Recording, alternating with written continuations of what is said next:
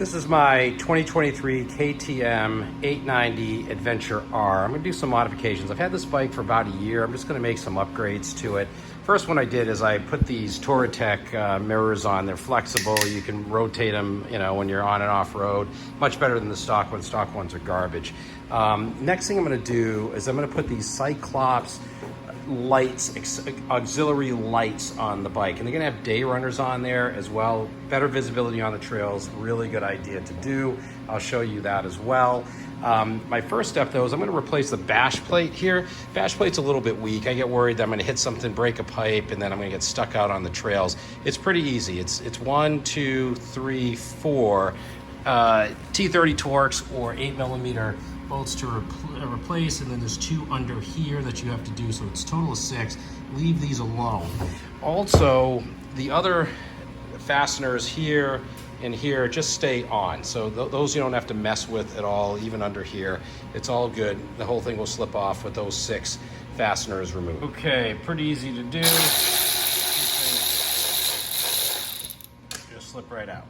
One thing I forgot to mention is that there is a vent tube that is attached to your bash plate, which is right here. And what you gotta do is get in there with your hand and squeeze it right off. That way the bash plate comes off pretty easy. Hey, it's all undone. Bash plate will come right off. Okay, with all 6 of those fasteners removed, it's really as simple as just come here, give it a little tug, and it's just kind of pressure fit on, and it'll just wriggle it right off. Okay, so here's the bash plate on the ground beside the bike. Look, KTM put the bare minimum protection that they could, just to keep the price down most likely, but this is really a pretty flimsy piece of metal. It's really, you could bend this with your hand practically. It's pretty light. If you're just gonna do some light off-roading, hit some hard packed gravel, dirt roads, it's fine. You don't need to do anything. But if you're gonna go out, really do a little bit more off-roading, be a little bit aggressive, then I would suggest that you do change this out. And let me kind of go into why that is.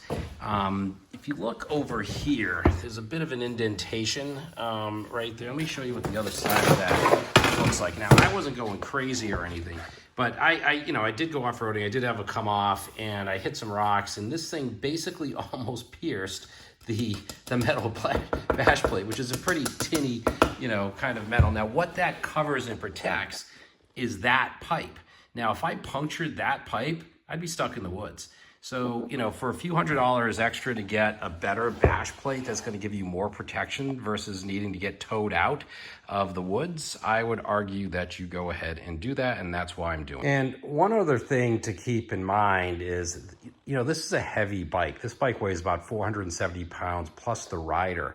So it doesn't take much if you hit a rock, the force down on that rock can easily go through this metal and do some real damage to your bike. So again, that's another reason why I'm replacing this bash plate with something more substantial. Hey, listen, if you ever want to delete the cat, pretty simple to do. It's just this is your cat right here. It's this big clunk of metal here, this airflow constricting piece of metal. You undo the bracket on this pipe, undo the bracket on this pipe right down here, and just pull the whole thing out, and you can put in a new system there that's more airflow, and you can get a better pipe. Look, my bike's still under warranty. I'm not going to do that yet. I'll probably wait another year before.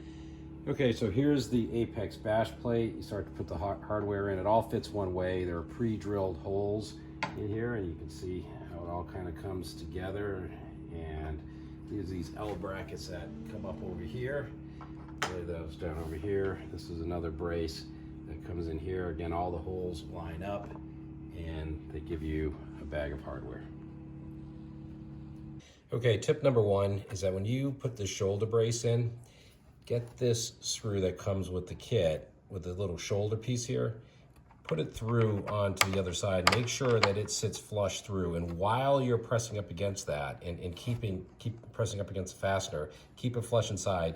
Tighten these two one by one to make sure that this guy has an easy fit back and forth. Otherwise, it won't fit straight when it gets on the bike. The second tip I'm going to give you is that you're going to be tempted to put blue Loctite on the threads of the fasteners that put your skid plate on. Don't do it. Instead, use Antiseize lubricant And the reason is that you have to put the anti-seize on these threads is that you're going to be taking your bash plate off in order to change your oil, so you don't want any fasteners that are stuck on, including these rubber grommets.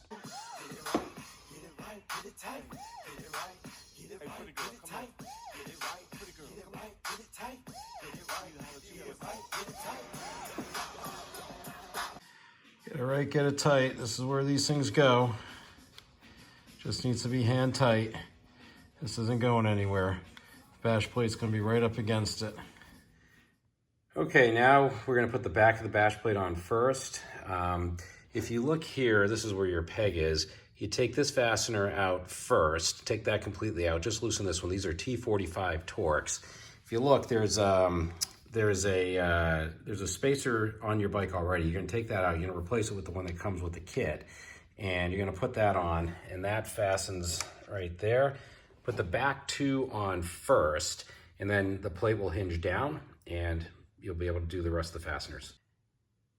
One thing to keep in mind here is that the spacer is gonna fit here, and the flange piece is gonna fit on the inside. That's that piece right there is gonna fit on the inside, and the spacer is gonna fit towards the outside. Okay, a little tip here. When you put this thing on, start with the kickstand side first.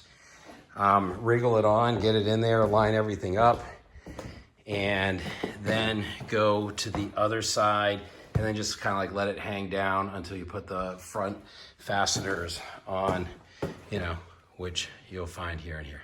Okay, I was able to get this on. It's supposed to be an exact fit, not quite. I mean, look, it's a little bit, you have to jimmy this thing around a little bit. I had to drill out this hole a little bit more just to get some wiggle room to get all the fasteners to line up. But now you get your contact cleaner and you get ready to put your stickers on. Okay, here it is, all assembled, stickers on. That makes it complete. It's a pretty strong bash plate. It's better than the stock one. It looks pretty nice. I'm pretty happy with the way it came out.